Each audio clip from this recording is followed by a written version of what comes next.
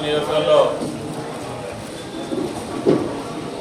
ఆరోగ్య పరిస్థితులు బాగలేక వివిధ హాస్పిటల్లో వివిధ రకాలైనటువంటి వ్యాధుల వల్ల ఇబ్బందులు పడినటువంటి మన నియోజకవర్గానికి సంబంధించినటువంటి 55 మందికి ఈరోజు ఎల్ఓసీలు అయితేనేమి రియంబర్స్మెంట్ అయితేనేమి అందరికీ 56,25,929 రూపాయలు ఈరోజు మనం మన నియోజకవర్గం తరఫున ముఖ్యమంత్రి శ్రీ నారా చంద్రబాబు నాయుడు గారి యొక్క సహాయ నిధి నుంచి పేదలైనటువంటి మన నియోజకవర్గానికి సంబంధించినటువంటి అందరికీ కూడా వారికి రావాల్సినటువంటి ప్రభుత్వం నుంచి రావాల్సినటువంటి సహాయాన్ని కూడా ఈరోజు మనం అందించడం జరుగుతుంది. ప్రీతమ ముఖ్యమంత్రి శ్రీ నారా చంద్రబాబు నాయుడు గారు రాష్ట్రంలో పేద వర్గాలు హాస్పిటల్ ఖర్చులు భరించలేనటువంటి పరిస్థితుల్లో గత 5 సంవత్సరాల్లో వైసీపీ అధికారం ఉన్నప్పుడు జగన్మోహన్ రెడ్డి గారు ఒక పేదవాడికి కూడా సీఎం రిలీఫ్ ఫండ్ ఇచ్చినటువంటి పరిస్థితి లేదు.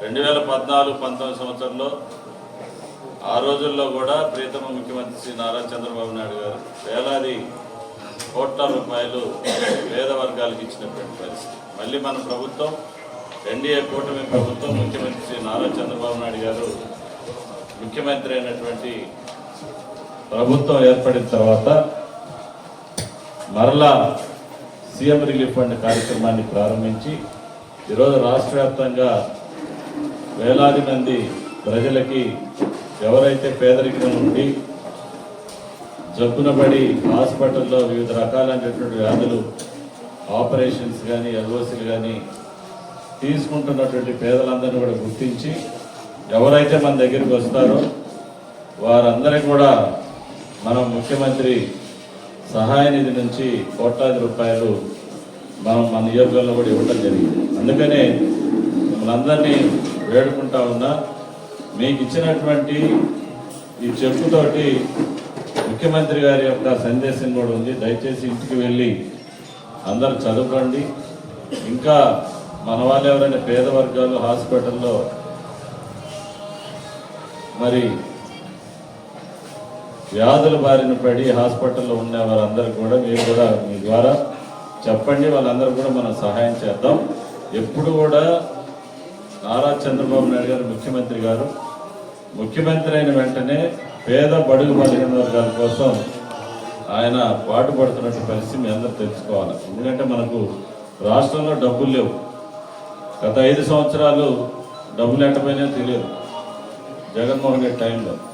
ఇప్పుడు ప్రతి వారికి సహాయం చేయాలని ఈ మధ్యన మన పెన్షన్లన్నీ కూడా పెంచాం. మీకు తెలుసు, మహిళలందరూ కూడా ఆర్టీసీ బస్సుల్లో టికెట్ లేకుండా ప్రయాణాలు జరుగుతున్నాయి. అన్నీ తెలుసు. అంటే మీకోసం మహిళల కోసం ఇన్ని కార్యక్రమాలు చేస్తున్నారు. దయచేసి మీరందరూ కూడా ఆయన్ని భవిష్యత్తులో కూడా మీరందరూ గుర్తుపెట్టుకోవాలా.